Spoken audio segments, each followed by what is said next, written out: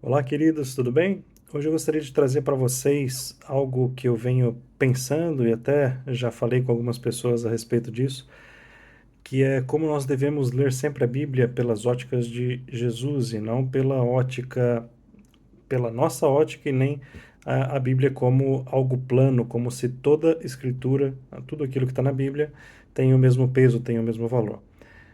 O fato da gente olhar por Jesus é porque muitas das coisas do Antigo Testamento contrastam com aquilo que Jesus nos ensinou e ele mesmo rebate algumas das instruções e das leis dadas no Antigo Testamento.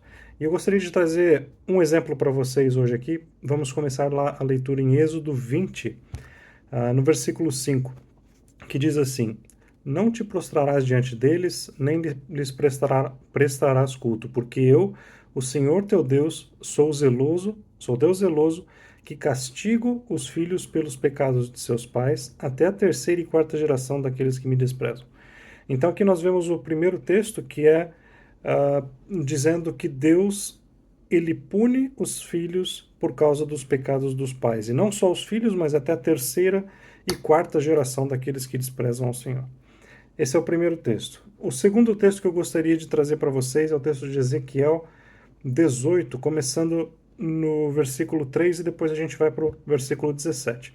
No versículo 3 diz assim: Juro pela minha vida, palavra do soberano Senhor, que vocês não citarão mais esse provérbio em Israel. E aqui ele diz inúmeras coisas, que vocês podem ler o texto completo depois, mas no versículo 17, eu vou ler o 17 e o 19, vocês podem ler depois com calma, mas no 17 diz assim: Ele retém a mão para não pecar e não empresta visando lucro nem cobra juros.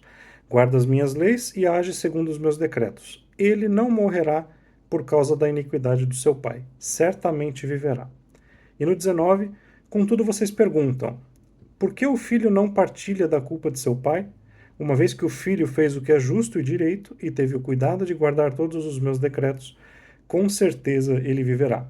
Então vocês veem aqui em Ezequiel, comparando um texto do Antigo Testamento com o Antigo Testamento, né, um texto que foi escrito aqui por um profeta, a palavra dita como se fosse Deus dizendo através de um profeta, e nós lemos em Êxodo através da leitura que Moisés nos trouxe.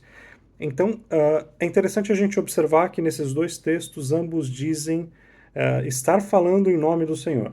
Né? Então, é muito interessante porque são visões conflitantes a respeito disso, a respeito do mesmo assunto.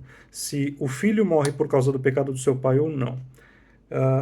E é interessante a gente observar porque o caráter de Deus não muda, ele é imutável. Se Deus é amor, eu não consigo enxergar que Deus mata um filho por causa do pecado do seu pai. Se Deus é amor, ele não tem como fazer isso. Então, quando a gente estabelece que o Antigo Testamento com outro texto do Antigo Testamento estão em conflito, dizendo que vai ter a morte do filho, o outro não vai ter a morte do filho, nós temos caráteres de Deus diferenciados, diferentes. Né? Então, por isso, a gente precisa tomar cuidado nessa leitura, porque muitas vezes um texto no Antigo Testamento pode nos apoiar, pode suportar inúmeras coisas que Jesus condena. E agora nós vamos então ao texto de João 9, versículos 2 e 3, que diz assim: Seus discípulos lhe perguntaram, Mestre, quem pecou? Este homem ou seus pais para que ele nascesse cego? E disse Jesus: Nem ele nem seus pais pecaram, mas isso aconteceu para que a obra de Deus se manifestasse na vida dele. Então aqui você vê, culminando em Jesus, um exemplo de qual é o caráter de Deus de fato. Deus ele não pune as pessoas os filhos pelos pecados dos pais, porque Deus é um Deus de amor. Então, como eu disse no começo do vídeo, nós precisamos ler a Bíblia sempre através da ótica de Jesus, e não como um texto plano, não como algo que o Antigo Testamento tem o mesmo peso do Novo Testamento, ou muito menos com as palavras de Jesus.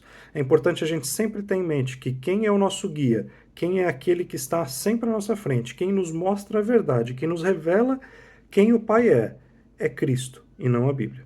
A Bíblia ela traz o que Cristo viveu, mas quem revela de fato quem o Pai e isso a própria Bíblia diz, é Jesus Cristo. Amém? Continuem abençoados e até a próxima.